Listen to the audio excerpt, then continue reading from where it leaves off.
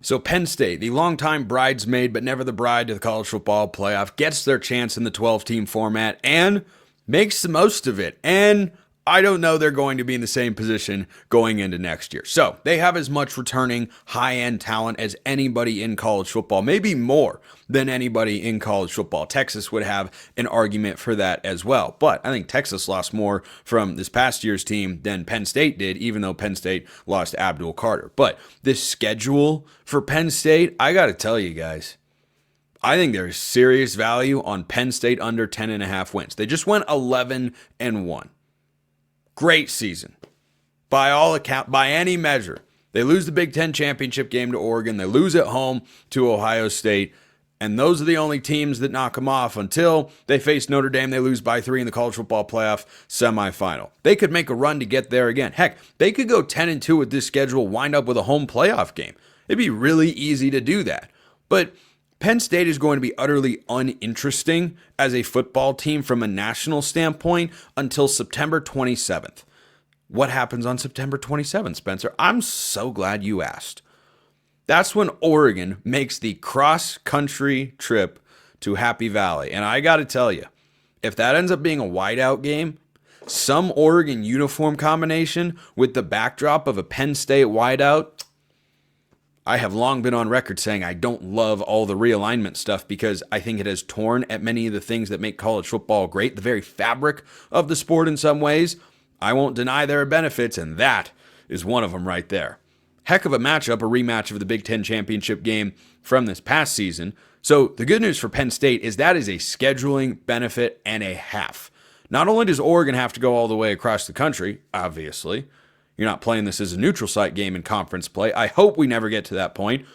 But Oregon is playing a game the week before. Penn State, on the other hand, is not.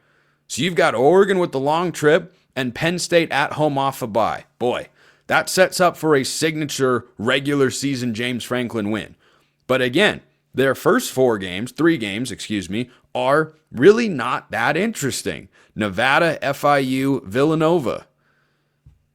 Those are 3 wins, easy money, no questions asked. Then they go at UCLA, then they host Northwestern. Again, I'm not going to be super interested in those games because we have a proven track record here with James Franklin. He is going to beat those teams. He is not going to be upset by a team that isn't any good. He only loses, right, to the high-end teams, which is a heck of a criticism for a head coach to have to deal with, but alas, that is the life that James Franklin leads. Well, you can't beat the best teams. You only beat, good to great teams, but never the best. Like, okay, I don't know how many teams win those games, but all right. So then it starts to get interesting. They go at Iowa on October 18th.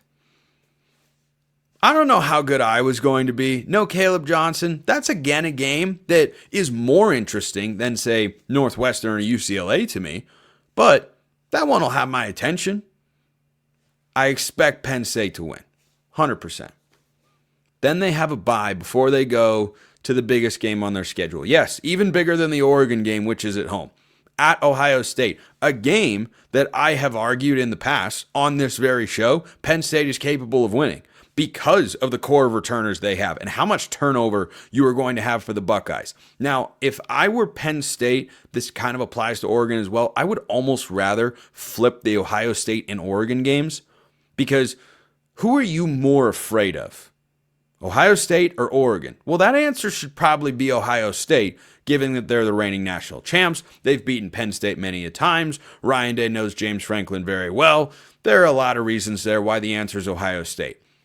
The team that's playing Penn State later in the season will have had that many more games to rep their new quarterback. For Oregon, that's likely to be Dante Moore. For Ohio State, that's probably going to be Julian Sayin. I say that with that tone because that's not as surefire of a thing it appears as Dante Moore being the starting quarterback for the Ducks. So that game being a heck of a way to kickstart the month of November in Columbus, that's going to be a physical Big Ten battle, college game day. I'd be hard-pressed to see how they aren't there, especially if Penn State has already beaten Oregon. They'll be ranked inside maybe even the top 3. Heck, Penn State could be the number 1 team in the country at that point in time for all we know. But that Ohio State game is huge. Then they come back home against Indiana, who if you tuned in earlier this week to my segment with Jacob Goins of Locked On Hoosiers, he believes Indiana is going to be an even better team this year, but Penn State's at home. I lean Nittany Lions, but that's not a game that I'm writing off as a win as easily as UCLA or Northwestern, for instance. But here's the interesting, they close the season with Nebraska, and then they go at Rutgers. I'm circling Saturday, November 15th at Michigan State.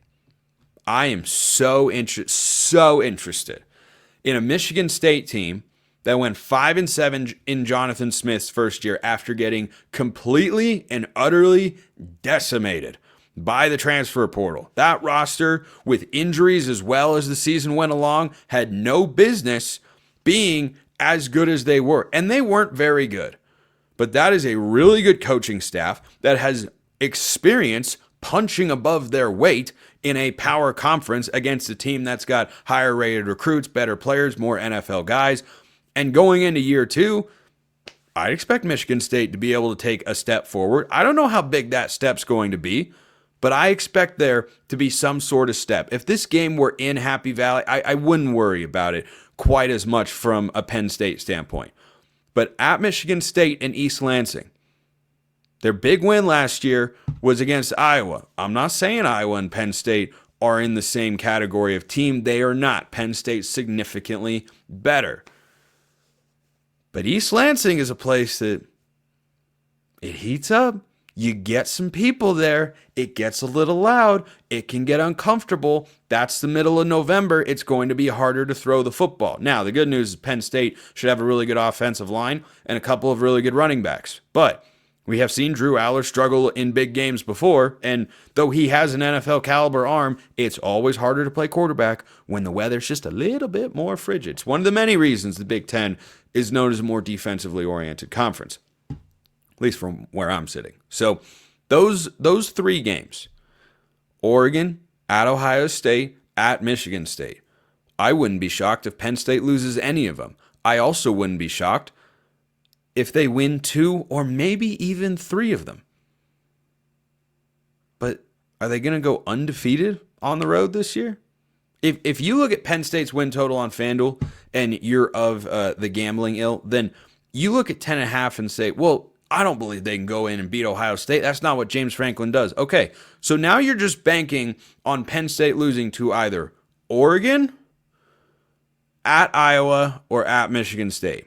By the way, Penn State needed a fake punt to win at Minnesota this year, who was quietly an 8-win team in the Big Ten.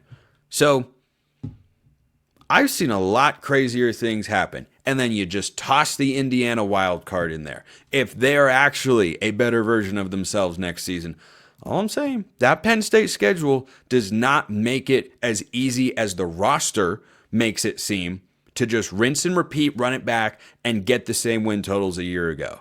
It's going to be tougher, and the season can't get here soon enough.